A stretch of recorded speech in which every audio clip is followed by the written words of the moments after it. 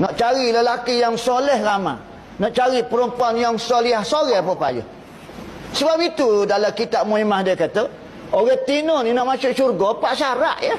Banding dengan pokok kita banyak syarat. Ini main hangguk saja itu. Banyak syarat pokok kita ni.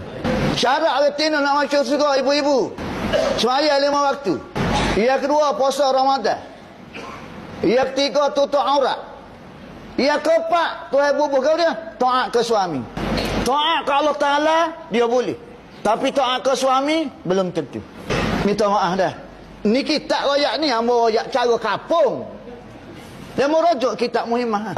Sehingga Nabi kata, andainya suamimu berkehendak kamu atas pelana utuh pun kena bui. Nabi kata wajib kena bui. Sebab itulah ulama kata taat ke Allah Ta'ala dia boleh. Tapi taat ke suami belum tentu. Bapa? Pasal dia tidak merasai suami dia itu adalah memberi redha kepada dia.